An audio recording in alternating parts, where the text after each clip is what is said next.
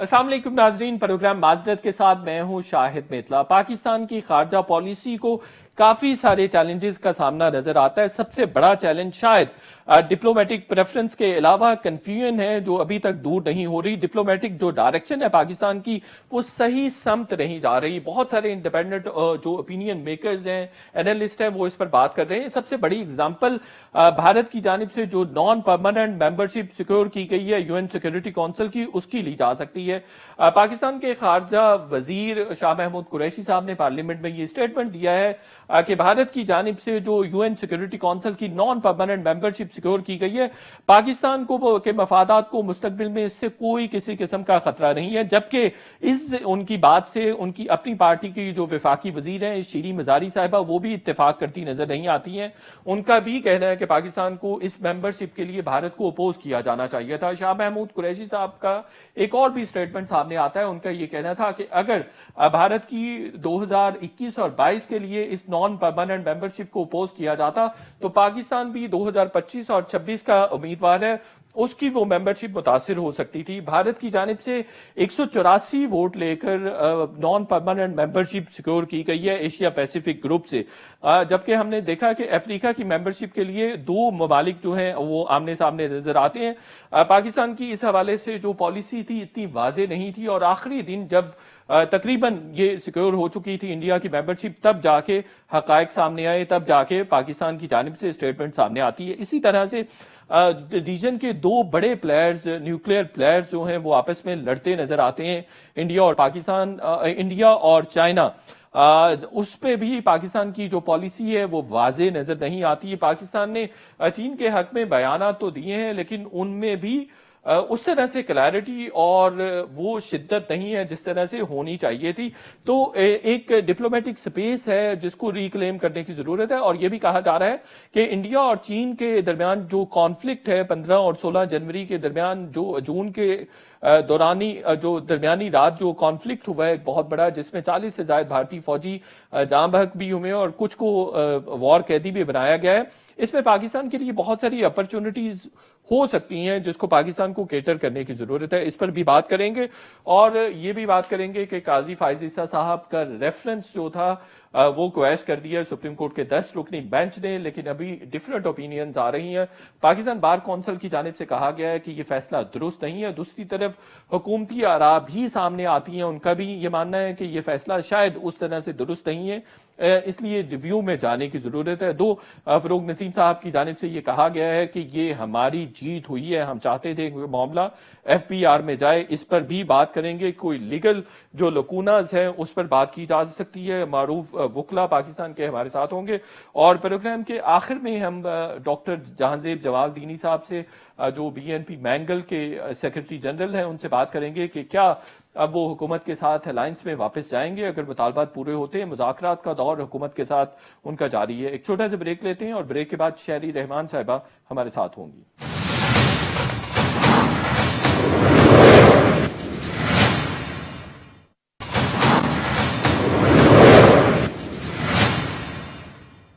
Welcome back नाजरीन। पाकिस्तान की खारजा policy खासी कंफ्यूजन का शिकार नजर आती है। इंटरनेशनल डिप्लोमेटिक फ्रंट पर एक बहुत बड़ी डेवलपमेंट ये हुई है कि भारत की जानिब से यूएनएससी की नॉन परमानेंट मेंबरशिप स्कोर की गई है। पाकिस्तान का मौकिफ यह है कि इससे पाकिस्तान के मफादात को किसी किस्म का धचका नहीं लगेगा, नुकसान नहीं पहुंचेगा। लेकिन जो इंडिपेंडेंट एनालिस्ट हैं, जो डिसीजन मेकर्स हैं और अदरवाइज जो डिप्लोमेटिक अफेयर्स पर जिनकी गहरी नजर है, उनका कहना है कि ये पाकिस्तान के लिए एक बहुत बड़ा डिप्लोमेटिक धचका हो सकता है जिसका फ्यूचर में पाकिस्तान को नुकसान होगा। पाकिस्तान के वजीर खारजा शाह महमूद कुरैशी का यह कहना है कि अगर हम यूएन सिक्योरिटी काउंसिल की नॉन परमानेंट मेंबरशिप के हवाले से भारत की मुखालफत करते तो 2025 और 26 में जो पाकिस्तान की बिड है इसी मेंबरशिप के लिए उसको नुकसान हो सकता था। उनका यह कहना था कि पाकिस्तान के मफादात को किसी किस्म का नुकसान नहीं होगा। इस पर भी बात करेंगे और ये भी बात करेंगे कि खित्ते में दो बड़े प्लेयर्स चीन और भारत के दरमियान बॉर्डर पे अच्छा खासा क्लैश का माहौल है, कॉन्फ्लिक्ट हुआ है, लड़ाई हुई है 15 और 16 जून के दरमियान, और 40 से ज्यादा भारतीय फौजियों को चीन की जानिब से मारा गया है। इन 40 फौजियों के जाँ बहक होने के अलावा कुछ जो भारतीय फौजी हैं उनको चीन की जानिब से उठाया भी गया, उनको पकड़ भी लिया गया, जिसको नेगोशिएशन के बाद चीन की जानिब से रिलीज किया गया। अब ये कहा जा रहा है चीन की जानिब से कि जो गलवान वैली है वहां पर सिर्फ चीन का ही हक है और वो किसी भी सूरत भारत के टेरिटरी में नहीं आती। इस पर बात करेंगे। पीपल्स पार्टी की सीनियर रहनुमा शहरी रहमान साहबा हमारे साथ हैं, पाकिस्तान की एक्स एम्बेसडर टू अमेरिका भी रही हैं और फॉरेन अफेयर्स पर उनकी गहरी नजर है। शहरी रहमान साहबा, आपको पाकिस्तान की जो खारजा पॉलिसी है वो कंफ्यूजन का शिकार नजर आती है, किस समत जाती हुई नजर आ रही है? जी शुक्रिया। अफसोस से मैं कहूंगी कि इस वक्त हमारी कोई खारजा पॉलिसी वाज़े तौर पर किसी सिमत में जाते हुए नजर नहीं आ रही। आपने अभी कहा कि हमारी यूएनएससी में सीट के हवाले से कहा गया कि कोई इशू नहीं है, कोई मसला नहीं है। तो अगर ये 5 अगस्त से पहले की बात होती तो भी मसला है, लेकिन उस वक्त एक रिवायती एक्सचेंज होता था कि एक ग्रुप में कभी हिंदुस्तान आता था इलेक्ट होके, पाकिस्तान भी वो सीट ले, सब ममालिक अपनी अपनी टर्न पे आते थे। एक रोटेशन वाली एक सेटल्ड सा एक तरीकेकार था। अब जो सूरत हाल है उसमें आपने देखा होगा कि 5 अगस्त के बाद जो जिस तरह भारत का रवैया रहा है और वो नजर आ रहा है, और मोदी सरकार के आने से भी ये सब आपको आया होना चाहिए था। 5 अगस्त का क्यों इंतजार करें? 5 अगस्त से बहुत पहले जितने तज्जियाकार थे, मेरी ट्वीट आप निकाल के देख लें महीना पहले कि ये कश्मीर में कुछ होने जा रहा है। फिर उनकी अजीत डोभाल की एक जो डॉक्ट्रिन है, जिस तरह वो बात करते हैं अपने खित्ते में एक हेजेमनी और ताकत की बुनियाद पर धौंस जमाना, तो वो कोई खारजा पॉलिसी नहीं होती, वो धौंस धमकी की पॉलिसी होती है। और ये बहुत बड़ा, ठीक है, हमेशा से हिंदुस्तान का एक रवैया रहा है कि वो बड़ा मुल्क है, ऐसा है, और वो दूसरों को डोमिनेट करता। भूटान और नेपाल को तो उन्होंने बिल्कुल किया हुआ था, लेकिन बात यह है, और अब कोई बर्दाश्त करने तैयार भी नहीं है। तो तब्दीली जरूर आई है, और मोदी सरकार के आने के बाद तो बहुत ही एक वाज़े तौर पर फर्क नजर आने लगा, खास तौर से इनके दूसरे इलेक्शन के बाद। और हम सब ने कहा था कि ये होगा क्योंकि ये भारी अक्सरियत के तहत आए हैं, और ये जो उनके अंदरूनी फेलियर्स हैं, नाकामियां हैं, उस पर पर्दा डालने के लिए इस तरह की शोविनिस्टिक खित्ते में बात करते हैं। तो उनकी डाइवर्जन चलती है, वो ड्रम बीट कर रहे होते हैं नेशनलिज्म का, और जो पब्लिक कॉन्वर्सेशन है उसका महवर चेंज कर रहे होते हैं, बदलने की कोशिश कर रहे होते हैं। तो क्यों आप कैसे कहेंगे? अब आप कश्मीर के इशू को उठाएंगे यूएनएससी पे किसी भी कमेटी में, तो आपको अब भारत की हठधर्मी का सामना करना पड़ेगा। पहले भी होता था, लेकिन अब बहुत ज्यादा होगा, और इसके बहुत वाजे आपके सामने असरात नजर आएंगे। शहरी साहिबा, शाह महमूद कुरैशी साहब का कहना है कि अगर हम इंडिया को अपोज करते तो जो हमारी 25 या 26 में बिड है 2 इयर्स के लिए, वो मुतासिर हो सकती थी। और दूसरा उनका ये भी कहना है कि इंडिया ने तो 2013 से अनाउंस किया हुआ था कि जनवरी 2021 एंड 22 में हम मेंबर होंगे और ये सीट सिक्योर करेंगे। तो ये एफर्ट्स तो इंडिया की उस वक्त से जारी हैं और शायद पाकिस्तान ने उस वक्त से उनसे प्लेज किया हुआ है। देखिए, प्लेज जो भी आपने किया हुआ हो, हिंदुस्तान ने जो एक्शन लिया है यकतरफा कश्मीर में, वो उन्होंने कोई आपसे पूछ के किया? तो आप में देखिए, यूनाइटेड नेशंस वो महवर है, वो सेंटर है सारी पॉलिटिक्स का, जो जिस पे हम बात करते हैं कि कश्मीर की जो करारदादें हैं वो भी वहीं उसके चार्टर के तहत होती हैं। सारी जो सफारतकारी होती है, जो लॉबिंग होती है, वो सब अक़वाम मुत्तहिदा में होती है। तो ये कहना कि इस पे कोई असर नहीं पड़ेगा, तो मैं समझती हूँ थोड़ी सी गफलत है। और दूसरी बात ये कि देखिए, आप मुस्तकबिल की बात करें पाकिस्तान के अगले बिड के हवाले से, तो एन मुमकिन है कि हिंदुस्तान आपको सपोर्ट नहीं करेगा। वो कुछ भी आप कर सकते हैं। आपने उनका एक जारहाना और तकब्बुराना रवैया देखा है, जो आपके सामने हर रोज आया होता है, दुनिया को नजर आ रहा है। दुनिया तो खैर अपने फैसले अपनी इक्तिसादी और दूसरे स्ट्रेटेजिक उस पर करती है, लेकिन आपकी तो वाज़ेह पॉलिसी है और होनी चाहिए। आपने देख लिया है उन्होंने क्या करके दिखाया। उन्होंने कश्मीर में जो मजालिम ढाए, آپ سوچیں ادھر کیا پیغام گیا, آپ سوچیں کشمیر کو کیا پیغام گیا, جو وہاں اکیلے لڑ رہے ہیں کہ دیکھیے پاکستان نے یہاں بھی ایک قدم نہیں اٹھایا, ایک انگلی نہیں اٹھائی, اور کوئی لابنگ کی کوشش بھی نہیں کی. میں نہیں کہہ رہی آپ جیت جاتے, اور کیونکہ یہ بے شک 2 سال سے تیاری کرنی ہوتی ہے, 2013 سے ایسی کوئی بات نہیں ہے, آپ کو 2 سال سے تیاری کرنی ہوتی ہے. اور آپ کو یہ کہنا پڑتا کہ دیکھیے لیکن بھارت نے بے شک اناؤنس کیا ہوا تھا, لیکن بھارت نے بھی اپنا رویہ اور اپنی اسٹریٹجی بالکل بدل دی ہے. وہ تو پورے خطے کا نقشہ بدلنا چاہ رہے ہیں, جی بالکل. اور ان کا یہ رویہ ہو گیا ہے سب کے ساتھ. تو اس تناظر میں ظاہر پالیسی بھی چینج ہوتی ہے اور اسٹریٹجی بھی چینج ہوتی ہے, ہر ملک کی ہوتی ہے. آپ بزنس ایز یوزول میں نہیں جا سکتے. اور مجھے لگتا ہے افسوس سے کہ جہاں تک کشمیر ہے, اکثر و بیشتر اسے بزنس ایز یوزول کے کھانے میں آلموسٹ ایک سرد خانہ میں نہیں کہوں گی, لیکن اسی طرح ٹریٹ کرتے ہیں.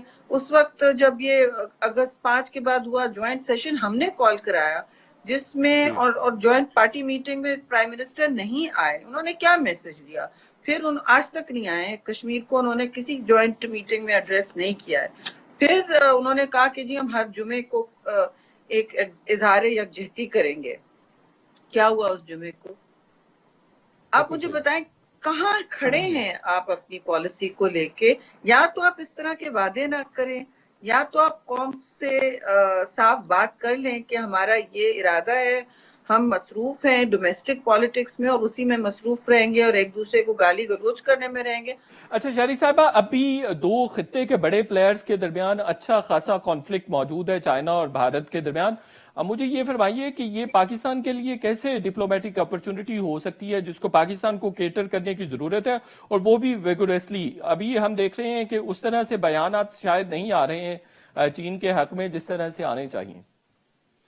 دیکھیے ادھر بھی یہ جب معاملہ شروع ہوا ہے, مئی سے شروع تھا, جو منظر عام پر آیا, لیکن وہاں تو جو صورتحال تھی ہمالین چوٹیوں پہ, وہ تو بہت ہی ایک غیر جسے کہتے ہیں نان ٹرانسپیرنٹ سچویشن تھی. دونوں اطراف سے کوئی انفارمیشن نہیں آتی. ابھی بھی بہت ہی انہوں نے دونوں سائڈز نے بہت کم انفارمیشن ریلیز کی ہے. خیر چائنیز نے تو اب انہوں نے کافی لمبی بات کی ہے, لیکن اس میں یہ ضرور کہوں گی کہ ادھر بھی پاکستان نے بہت ہی محتاط رویہ اختیار کیا ہوا ہے, جس پر مجھے ذرا سا میرے ذہن میں سوال اٹھا کہ یہ 2 نیوکلیئر پاورز ہیں, آپ تیسرے ہیں, اور جہاں تک اکثر چین کا حوالہ ہے, یہ بھارت نے اپنے میپس بدل دیے اور ابھی تک کلیم کرتے ہیں. تو یہ تو بہت ہی ایک جسے کہتے ہیں نا ابہام والا, ان کی 23 سے زیادہ مطلب 32 پوائنٹس ہیں لائن آف ایکچوئل کنٹرول پر ہندوستان اور بھارت کی, جہاں ان کا ٹوٹل ابہام ہے پرسپشن والی لائن جسے کہتے ہیں کہ ایک سائڈ کچھ کلیم کرتا ہے, دوسری سائڈ نہ ڈیمارکیشنز ہیں, نہ میپس ہیں, نہ ڈیلیمیٹیشن ہے. تو یہاں بہت کچھ ہو سکتا ہے, فلیئر اپس ہو سکتے ہیں, خاص طور میں اس طرح کے ماؤنٹینس علاقے میں. یہ جو ڈیمارکیشنز ویسے بھی ڈیفیکلٹ ہوتی ہیں, اور چین نے نہیں اب چین نے گلوان ویلی پر جو اس وقت کہا ہے کہ ہمارا کلیم ہے, وہ ہندوستان میں بھی بہت ایک عجیب و غریب آپ نے دیکھا ری ایکشن ہوا ہے, اور ان کی میں سمجھتی ہوں مودی سرکار بہت شدید تنقید کا نشانہ بن رہی ہے, اور بننا چاہیے. ان کے 20 فوجی ہلاک ہوئے ہیں, 10 کو کیپچر کر لیا گیا, ٹھیک ہے, پرزنر لے لیا گیا. تو آپ مجھے بتائیں مودی نے خود کیسے کہا کہ کوئی ہماری طرف اندر نہیں آیا, تو پھر وہ 20 کہاں گئے, وہ کس لیے کیسے مرے, کس کو لڑتے ہوئے, کوئی بلٹ فائر نہیں ہوئی, وہ تو معلوم ہے کیونکہ اس علاقے میں کیونکہ حساس علاقہ ہے, وہاں کوئی ایز سچ آرمز الاؤڈ نہیں ہے. وہ انکریج دونوں سائڈ صحیح کرتے ہیں, نہیں انکریج کرتے کہ بلٹس فائر ہوں, لیکن 20 بھارتی فوجی جب ان کی لاشیں نظر آئی ہیں تو یہ کیسے کہہ سکتے ہیں کہ وہاں کوئی اندر نہیں گیا. اور اس سے پہلے منسٹری آف ان کی فارن افیئرز نے بالکل کچھ اور کہا تھا. تو یہ آپس میں کھلا تضاد ہے, اس پر بہت بہت سوال اٹھ رہے ہیں, اور اگر وہاں کی اپوزیشن ایکٹیو ہوتی تو وہ اس بات کو خاصا پرسیو کرتی, لیکن اس وقت تجزیہ کار پوچھ رہے ہیں جو تھوڑے سے انڈیپینڈنٹ بہت کم رہ گئے, اکا دکا, وہ یہ چپتے ہوئے سوال پوچھ رہے ہیں. کہ یہ ہوا کیا، مطلب چین پر آپ کس طرح لگا رہے ہیں. چین نے تو پہلے دن میں سمجھتی ہوں سوچ لیا ہوگا جب انہوں نے اگست 5 کے بعد نومبر میں اکسائی چین کو اپنے میپس میں چھاپنا شروع کر دیا. دیکھیے یہ دولت بیگ اولڈی روڈ ہے جس پر سارا ایئر بیس ہے، جس پر سارا مسئلہ بنا ہوا ہے، اور 3 جگہ ان کی پوائنٹس آف فلیش پوائنٹس ہیں، ایک پینگونگ لیک ہے، ایک گلوان ویلی اور ایک اور ہے لداخ میں. آپ مجھے بتائیں کہ یہ کیوں امپورٹنٹ ہے؟ کیونکہ یہ بالکل کراکورم ہائی ویز میں اسٹریٹجک انٹری جی بالکل پوائنٹس ہیں. صحیح کہہ رہی. تو چین تو ظاہر ہے وہ نہیں کرنے دیں گے، وہ اب facts on the ground Hindustan کو نہیں کریٹ کرنے دیں گے جس طرح فلسطین میں اسرائیل کرتا ہے کہ جی بس ہو گیا، ہم نے واک اوور کر دیا، اب یہ تو زمینی حقیقت بن گئی.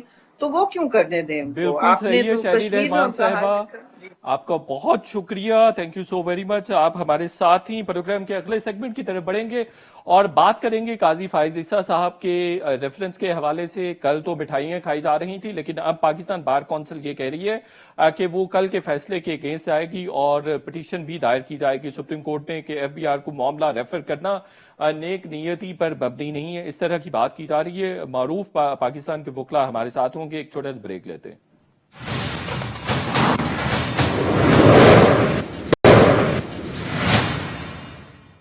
ویلکم بیک ناظرین. جسٹس قاضی فائز عیسیٰ کا ریفرنس کل سپریم کورٹ کے 10 رکنی بینچ نے کویش کر دیا، لیکن اس کے بعد ایک ڈبیٹ جنریٹ ہو چکی ہوئی ہے جس میں مختلف پہلوؤں پر ڈسکشن جاری ہے.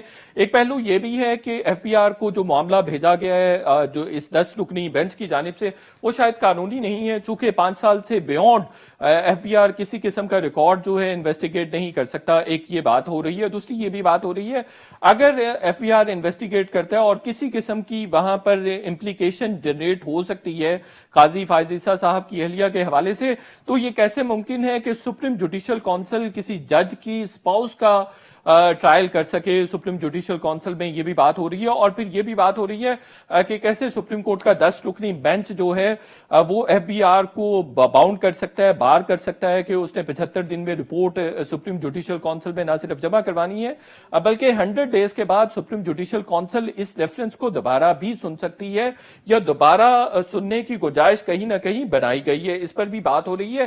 تو اس کے جو لیگل آسپیکٹس ہیں وہ چیلنج کیے جا رہے ہیں. کل پاکستان بار کونسل کی جانب سے مٹھائیاں بھی کھائی جا رہی تھیں. جسٹس قاضی فائز عیسیٰ صاحب کے جو لائرز تھے ان کی جانب سے بھی مٹھائیاں کھائی گئی کہ ریفرنس جو ہے وہ کویش ہو گیا ہوا ہے، لیکن ایف بی آر کا معاملہ شاید اس طرح سے وہ سمجھ نہیں سکے. اب وہ کہہ رہے ہیں کہ ہم جو ہے اس فیصلے کے اگینسٹ پٹیشن دائر کریں گے. میرے ساتھ وفاق کے اور فروغ نسیم صاحب کے لائر تھے، عرفان قادر صاحب معروف لیگل ایکسپرٹ ہیں وہ بھی ہیں، اور اس کے علاوہ vice chairman Pakistan bar council Abid Saqi sahib بھی ہمارے ساتھ ہیں. عابد ساقی صاحب سے شروع کر لیتے ہیں. عابد ساقی صاحب، کل آپ لوگ مٹھائیاں کھا رہے تھے، تو یہ کوئی مٹھائی میں مسئلہ تھا یا آپ کو سمجھ اب آئی ہے؟ اصل میں دیکھیے جو فرسٹ ریئیکشن تھا وہ تو اس طرح تھا کہ جیسے ایک خلاف توقع واقعہ رونما ہونے پر انسان حیران اور ششدر رہ جاتا ہے. تو بسا اوقات اس کے جو رسپانسز ہیں وہ ڈسپرپورشنیٹ ہوتے ہیں، یا فاسٹ ہوتے ہیں یا سلو ہوتے ہیں. ہمارے ساتھ بھی کچھ ایسا معاملہ ہوا کہ ہم نے یہ جو سپریم کورٹ کی اپنی تاریخ ہے، کوئی اتنی روشن تاریخ تو ہے نہیں، بلکہ تاریخ کی حامل ہماری سپریم کورٹ ہے. تو اس میں سے ہمیں جب یہ خبر ملی کہ یہ ریفرنس خواہش ہو گیا ہے تو ہمارے لیے میرا خیال ہے وہ ایک ایسا لمحہ تھا کہ وہ جذبات کی فراوانی میں ہم نے چیزوں کو ریشنلی کیلکولیٹ نہ کر سکے. جب paragraph 9 of the short order کو غور سے پڑھا، دوستوں کے ساتھ اس پہ ڈسکشن بھی ہوئی اور پرٹیکولرلی جو ممبرز آف دی کاؤنسل ہیں ان کے ساتھ گفتگو ہوئی، تو پھر اس کے بعد یہ کچھ ڈیولپ ہونا شروع ہو گیا کنسنسس ہمارا کہ یہ تو بڑا ان ایکسیپٹیبل اور انجسٹ ڈیسیژن آیا ہے. اور ریفرنس خواہش کرنے کے باوجود ریفرنس موجود ہے، اور یعنی سپریم جوڈیشل کاؤنسل میں وہ چیف صاحب کو پابند کیا گیا کہ وہ اس کو فار ایگزامینیشن، ڈائریکشن، ایکشن اور آرڈر وہ اس کے سامنے پلیس کریں گے. تو اس کا مطلب ہے کہ یہ ساری جورسڈکشن جو سو موٹو کانٹیکس میں پیراگراف 9 انڈیکیٹ کر رہا ہے، تو اس پہ کچھ امپلیکیشنز اور ریزرویشن دوستوں میں ڈیولپ ہوئی. تو اس کے بعد ایک کنسنسس کی طرف یہ بڑھے ہم کہ اس کے paragraph 9 particularly of the short order کو سامنے رکھ کر ہمیں ریویو فائل کرنا چاہیے. اس کی وجہ ہے کہ اتنی پرولونگ ایک ٹرائل کے بعد، ڈسکشن کے بعد، اور پھر ایون کے ایگزامینیشن آف وٹنسز کے بعد، یعنی آپ نے گواہوں کو بھی یعنی سن لیا اور ان کو بھی آپ نے انکویزیٹوریل جورسڈکشن میں ان کو ایگزامن کر لیا ایک حد تک، تو پھر آپ کو اس کی ویلڈٹی اور اس کی لیگیلٹی پر آپ نے اس کو قواش بھی کیا، اور پھر ٹیکس اتھارٹیز کو ان کے بچوں کے خلاف پروسیڈ کرنے کا اپروپریٹلی آرڈر بھی کر دیا. بالکل صحیح تو ہے. یہ ایک کنٹراڈکٹری سی تو سچویشن ہے اب کہ وہ آپ نے بچے، اس فیصلے کے لیے ریویو فائل کرنے کا فیصلہ کیا ہے. چلیں میں دوبارہ میرا خیال ہے اس کے علاوہ کوئی چارہ نہیں ہے. اس اس کے کی وجہ علاوہ یہ ہے کہ وہ جو قاضی صاحب کی جو اہلیہ ہے اور قاضی صاحب کے جو بچے ہیں، وہ تو they were not part of the Supreme Judicial Council's proceedings. جی اب ان یہی کے بات میں خلاف نے ایک وہ آرڈر کر دیا گیا. انٹروڈکشن میں بھی بتائی ہے. میں اور دوبارہ آپ کی طرف آتا ہوں ذاکی صاحب. عرفان قادر صاحب، ایف بی آر کے حوالے سے جو پیرا نمبر 9 لکھا گیا ہے کہ 5 سال سے بیونڈ بھی اب وہ سارے ریکارڈز کو چیک کر سکے گا، ٹیکس انکم ڈیٹیلز کو سارا ایگزامن کر سکے گا. بعض جو وکلا ہیں، لیگل ایکسپرٹس ہیں، ان کے مطابق یہ انلیگل ہے. سپریم کورٹ کو شاید بار نہیں کرنا چاہیے تھا ایف بی آر کو. تو اب ایف بی آر کو معاملہ بھیج کے سپریم کورٹ نے غلط کیا اور ریفرنس وہیں کا وہیں ہے. میں کمپلیمنٹ کرنا چاہوں گا عابد ساکی صاحب کو کہ انہوں نے بڑی خوبصورتی سے ساری چیز بیان کی، اور اپنے مطابق انہوں نے جو کورٹ کے فیصلے میں جو نقائص پوائنٹ آؤٹ کیے، اور جس پہ کہ انہوں نے اس عزم کا اظہار بھی کیا کہ ہماری بار کاؤنسلز جو ہیں وہ بھی اس میں ریویو فائل کریں گی. تو اگر اسٹرکٹ لیگیلٹی کو اور کانسٹیٹیوشنلٹی کو سامنے رکھا جائے تو یقیناً یہ فیصلہ جو ہے اس معیار پہ پورا نہیں اترتا، اور دونوں طرف سے نہیں اترتا. یعنی جن ویوز کا اظہار ساکی صاحب نے کیا ہے دوسری سائڈ سے، اگر اس کو آپ اس طرف سے دیکھیں سرکار کی سائڈ سے، تو بھی بہت سی گلیئرنگ ڈپارچرز ہیں کانسٹیٹیوشن سے، اور ایکسٹرا کانسٹیٹیوشنل چیزیں یہاں پہ ہوئی ہیں.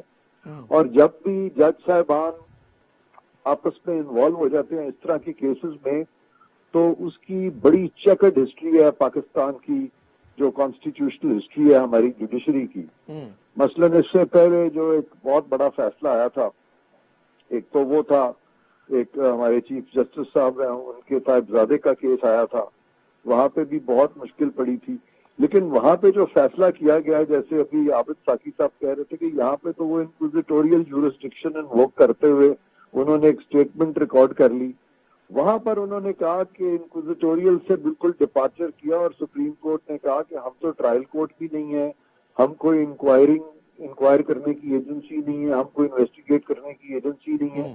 اور وہ سارا معاملہ خود ہی انہوں نے نیب کے حوالے کر دیا. اور اس سے پہلے بھی جو کیسز آئے، اس سے پہلے وہ بالکل صحیح ہے. لیکن چلیں coming back to this point, sum up کر رہا ہوں، میں دیکھ لگاؤں گا. وہ 31 جولائی کا جو کیس تھا، وہاں پہ انہوں نے یہ ہولڈ کر دیا کہ ایک شخص جو اپنی اوتھ کی وائلیشن کرتا ہے اس کو سننے کی بھی ضرورت نہیں ہے. لیکن یہاں پر سنوائی اس قدر ہوئی کہ وہاں بیگم صاحبہ جو ہے ان کو بھی سنا گیا، اور بہت جذباتی سینز جو ہیں وہ دیکھنے کو بھی ملے. جج صاحبان جو سن رہے تھے وہ بھی جذباتی ہو گئے. فائز عیسیٰ صاحب جج صاحب جو ہیں وہ ایک دن پہلے آئے اور انہوں نے بڑی جذباتی اپیل کی. تو یہ جذبات جو ہیں اس طرح کے کیسز میں وہ بہت بڑھ جاتے ہیں. آخر جج بھی انسان ہے. پھر ایک طرف باہر نہیں، آپ کیا کہہ رہے ہیں جو کویشمنٹ ہوئی ہے وہ میرٹ پر ہوئی ہے یا نہیں ہوئی ہے؟ وہ کویشمنٹ تو ہو ہی نہیں سکتی. وہ کیسے ہو سکتی ہے؟ آئین میں تو صاف طور پہ لکھا ہوا ہے. اور وہ اس قسم کی بحث شروع ہو گئی کہ یہ کورٹ ہے کہ نہیں ہے. بھائی کورٹ اور no court, it is a constitutional forum. بالکل صحیح ہے، بالکل صحیح. میں عابد ساکی صاحب کی جانب، عابد ساکی صاحب یہ فرمائیے گا، آپ سمجھتے ہیں کہ قاضی فائز عیسیٰ صاحب کی اہلیہ نے منی ٹریل اپنا دے دیا، اور دوسرا قاضی فائز عیسیٰ صاحب پر کسی قسم کا الزام ثابت نہیں ہو سکا ہے؟ دیکھیے، ایک تو یہ ہے کہ قاضی فائز عیسیٰ صاحب کی اہلیہ تو ریفرنس پروسیڈنگز کا سبسٹانشل پروسیڈنگز کا حصہ نہیں ہے نا. وہ تو جج نہیں ہے سپریم کورٹ کی جن کے خلاف high court supreme judicial council proceed کر رہی ہے. تو یہ تو بڑی ایک بیونڈ لاجیکلٹی بات ہے کہ جو شخص پارٹی نہیں تھا اس کو آپ نے ایگزامن بھی کیا، پھر اس کے خلاف پروسیڈنگ کے لیے آپ نے ایک ادارے کو یعنی بیونڈ اسٹیچوٹری پاورز جو اس ادارے کی اپنی ہے وہ اس لمیٹیشن کو بھی وائلیٹ کرنے کا حکم صادر فرما دیا. تو یہ معاملات یہ ہیں یہ عجیب ہے. دوسری بات یہ ہے کہ قاضی فیاض عیسیٰ صاحب کی تو منی ٹریل کا کوشچن ہی نہیں ہے. ان کی اہلیہ کا تو کوشچن, وہ تو کہتے ہیں کہ پراپرٹی جن کے نام تھی, جن کی اب ٹیکس کی کوئی ایویلویشن ہوگی کہ کس سال میں وہ ٹیکس پے ہوا تھا, اس کا پرپورشنیٹ, اور جہاں سے پیسے گئے تھے یا نہیں گئے تھے. سوال یہ ہے کہ اس ایف بی آر کے خلاف تو یہ سارا ریفرنس تھا کہ ایف بی آر, یہ جو ایسٹ ریکوری یونٹ ہے, یہ جو فیڈرل گورنمنٹ ہے, انہوں نے ایک انلیگل اور انکانسٹیٹیوشنل ادارہ بنایا سرویلنس کے ذریعے اور انلیگل میتھڈ اڈاپٹ کرتے ہوئے ججز کی سرویلنس کر کے, ان کی فیملی کے ایسٹس کی سرویلنس کر کے اس کو ایک غیر قانونی طریقے سے کوئی ایویڈنس کلیکٹ کر لی, صحیح یا غلط کی بات. اب اس پہ فیڈرل گورنمنٹ کی میلافیڈی کے خلاف قاضی ریفرنس فائل کر دیا, وہ ریفرنس جو ہے وہ خواہش کر دیا گیا. اب کولیکٹرل پروسیڈنگ جو اس کے خاندان کے خلاف پھر ایف بی آر کے پاس وہ اس ایشو کو بھیج دیا گیا ہے. تو میں سمجھتا ہوں کہ یہ کنٹینیوس ہیرسمنٹ کی ایک بیسس فراہم کی گئی ہیں, اور یہاں کے تو آپ سمجھتے ہیں ایف بی آر صحیح تحقیقات اور شفاف تحقیقات نہیں کرے گا بلکہ کہیں نہ کہیں مینیپولیشن کرے گا؟ ایف بی آر اس ملک کے جو پاور ایلیٹس ہیں اور اس ملک کے جو یعنی سیاہ سفید کے مالک ہیں, ان کے خلاف 19-20 گریڈ کا ایک اسلام آباد میں بیٹھا ہوا شخص کوئی ایسا آرڈر پاس کر سکتا ہے جو جسٹس کی بنیاد پر مبنی ہو. جو کام 10 معزز جج سپریم کورٹ کے نہیں کر سکے, وہ اب ایف بی آر کا یعنی ایک اہلکار کیسے. ہمارا یہ ہے کہ دیکھیں یہ ایک براہ راست حکومتی تصادم کے نتیجے میں اور ان کی میلافیڈی کی بنیاد پر یہ ریفرنس انیشیٹ ہوا تھا, اور پوری گورنمنٹ مشینری اس کا حصہ تھی. اب اسی گورنمنٹ مشینری نے اگر ان چیزوں کو ڈٹرمن کرنا ہے, ان کی سینکٹیٹی کو اور ان کی ویلڈٹی کو, تو اس کو آپ جسٹس کا تقاضا کیسے کہہ سکتے ہیں کہ وہ پورا ہو رہا ہے؟ بالکل صحیح ہے. ہم نے جب اس بات پہ غور کیا کہ یہ تو ایک کنٹینیوس ہیرسمنٹ کا ایک انسٹرومنٹ ان کے ہاتھ میں دے دیا گیا ہے, اور ان کی اور ساقی صاحب ٹائم ختم ہو رہا ہے. میں آپ کی اجازت سے آخری کمنٹ عرفان قادر صاحب کا لینا چاہوں گا. عرفان قادر صاحب, کیا ججز کی اسپاؤسز کے کیسز سپریم جوڈیشل کونسل میں بھیجے جا سکتے ہیں, اور اس آرڈر کے تحت یہی ہوا ہے کیا؟ یہ بڑا انٹرسٹنگ ایسپیکٹ بیان کیا ہے انہوں نے عابد ساقی صاحب نے. ایک تو انہوں نے کہا ہے کہ اگر کوئی شخص پارٹی نہ ہو تو وہ ان پروسیڈنگز میں آپ ان کے بارے میں آرڈر کر کیسے سکتے ہیں. تو یہ سندھ ہائی کورٹ بار ایسوسی ایشن کا کیس ہے جہاں پہ کہ وہ ججز جو تھے وہ 100 ججز جن کو کہ گھر بھیج دیا گیا تھا وہ پارٹی نہیں تھے, اور پھر بھی ان کے خلاف ایک فیصلہ آ گیا تھا. تو بات یہ ہے کہ یہ بہت ساری جو اس فیصلے کو ہم نے آج تک نہیں تسلیم کیا. عابد ساقی صاحب بالکل صحیح کہتے ہیں, یہ ہمیشہ اس فیصلے کے خلاف کھڑے ہوئے ہیں, اور میں ان کی بڑی داد دیتا ہوں کہ بہت ساری ہماری بار جو ہے وہ لا کی غلط سائڈ پہ رہی, لیکن عابد ساقی صاحب جو ہے وہ لا کی صحیح سائڈ پہ رہے. بالکل صحیح. لیکن اس وقت کی صورتحال یہ ہے کہ کیا ہم اکثر لوگ جو ہے لا کی غلط سائڈ پہ آ گئے ہیں, کیا سپریم کورٹ بھی لا کی غلط سائڈ پہ آ گیا ہے, کیا یہ جو جوڈیشل پریسیڈنٹس ریپیٹڈلی آئے ہیں کیا اس کے بعد پاکستان میں کیا عدلیہ کی کوئی تشکیل نو کی ضرورت پڑ سکتی ہے, کیونکہ اتنے انکنسسٹنٹ جو پریسیڈنٹس ہیں. اور میں پچھلے 10 سال سے یہ بات کر رہا ہوں, ریپیٹڈلی کورٹ کے سامنے بھی کر رہا ہوں, میڈیا پہ بھی کر رہا ہوں, کہ یہ جتنی بھی ہماری جوڈیشل انکنسسٹنٹ پریسیڈنٹس ہیں ان کی نوک پلک تب تک نہیں سنورے گی جب تک کہ ہم لارجر بینچز بنا کے ان کو ری وزٹ نہیں کریں گے. یہ تو ایک کیس ہے جس کا ذکر عابد ساقی صاحب نے کیا کہ اس کو ہم ری وزٹ کرانا چاہتے ہیں. میں تو پچھلے 10-15 سال کے کیسز بالکل صحیح ہے. عرفان قادر صاحب آپ کا بہت شکریہ, عابد ساقی صاحب آپ کا بھی بہت بہت شکریہ. پروگرام کے اگلے حصے میں ڈسکس کریں گے حکومت کے اہم اتحادی بی این پی بینگل حکومت سے ناراض ہو گئے ہیں. اب حکومت کی جانب سے ان کو بنانے کی کوششیں کی جا رہی ہیں اور مذاکرات کا بھی سلسلہ جاری ہے. ایک چھوٹے سے بریک کے بعد اس پر بات کرتے ہیں.